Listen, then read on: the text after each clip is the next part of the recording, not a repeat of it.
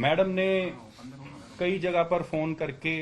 मेरे से मिलने की बात की। उस समय हमारा ये सेशन भी चल रहा था, उससे पहले भी। तो कल सेशन के दौरान मैंने इनको समय दिया, यहाँ पर आए मेरे कैंप ऑफिस में, और उस समय बात हुई तो मैंने कहा कि आप एक एप्लीकेशन लिख दीजिए, और वो एप्लीकेशन जो है आप आपकी होम डिस्ट्रिक्ट में ना करके आप ट्रेनिंग पंचकुला के अंदर करना चाहते हैं तो हम आपको अलाउ कर देंगे। उन्होंने एप्लीकेशन भी नहीं दी, लेकिन फिर भी मैंने डायरेक्टर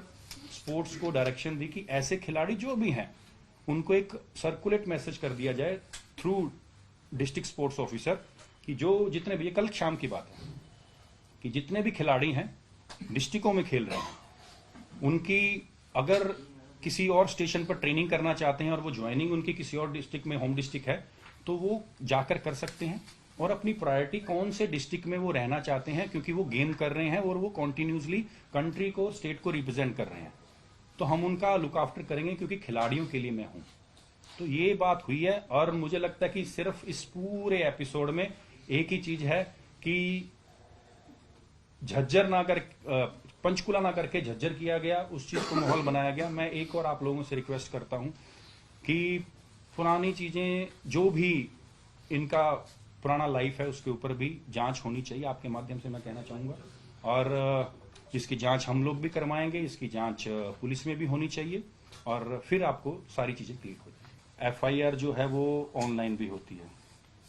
क्यों किसी राजनीतिक ऑफिस में जाके इसको बोला गया है, ये इसके बारे में भी आप सोचिए प्लीज। सर, किस तरीके से देखते हैं, उन्होंने जो है वो कहा कि 3-4 और खिलाड़ियों के साथ भी इस तरीके का व्यवहार जो है वो सामने आया, और दूसरी बात, बीइंग अ स्पोर्ट्समैन,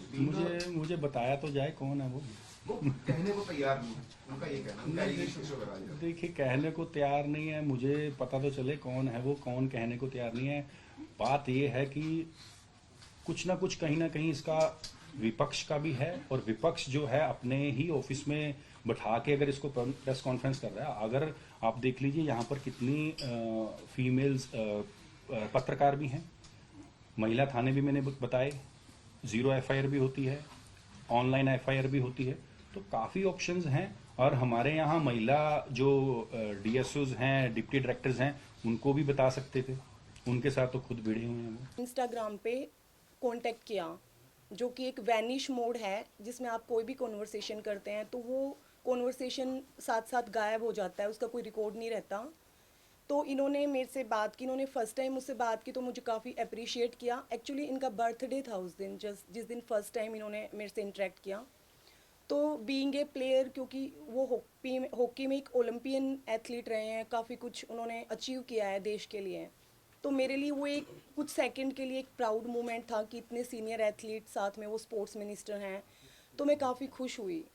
बट उन्होंने कुछ टाइम के बाद मुझे बोला कि एक स्नैपचैट कोई फोल्डर है, आप वो ऐप डाउनलोड कर लीजिए और ये मेरी आईडी है, आप इस पर मेरे को मैसेज कीजिए। देन उसके बाद उन्होंने मेरे से काफ़ी देर तक बात की, लाइक आप क्या करते हैं, कहाँ से हैं, अब तो आपके कोच नहीं हैं तो आप कैसे यहाँ ट्रेनिंग कर रहे हैं। तो धीरे धीरे 1-2 दिन गए, देन उन्होंने मुझे बोला है कि आप मुझे चंडीगढ़ सेक्टर 7 लेक साइड मिलने आओ। तो वो काफ़ी लेट था उस टाइम, तो मैंने बोला है कि सर अभी काफ़ी लेट है, बट आप जिम आ रहे हैं तो हम वहाँ बात कर सकते हैं। देन ही सेड कि नहीं तुम समझती नहीं हो। तो इन्होंने मुझे 3-4 दिन काफ़ी इंसिस्ट किया, और मैंने स्नैपचैट आईडी मैंने डिलीट कर दी।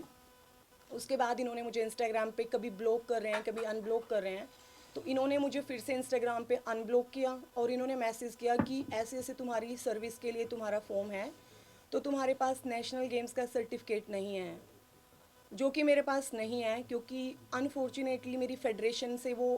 कहीं मिसप्लेस है, जिसके लिए मैं पिछले 4-5 साल से गवर्नमेंट से काफ़ी बार ये एथलेटिक्स फेडरेशन ऑफ इंडिया से कोशिश कर चुकी हूँ, तो सब वहाँ पे टालते रहते हैं, क्योंकि मेरे बहुत सारे नेशनल सर्टिफिकेट्स हैं जो मेरे मेडल के मुझे आज तक नहीं मिले हैं,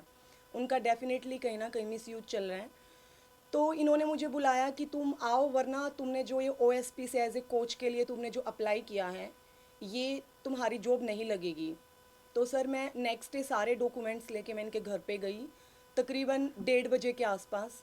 और इनका जो स्पोर्टिंग स्टाफ है, कुछ गनमैन थे और कुछ इनका जो पर्सनल स्टाफ स्पोर्ट्स पर्सन को जो ट्रीट करते हैं वो लोग वहाँ पे अवेलेबल थे।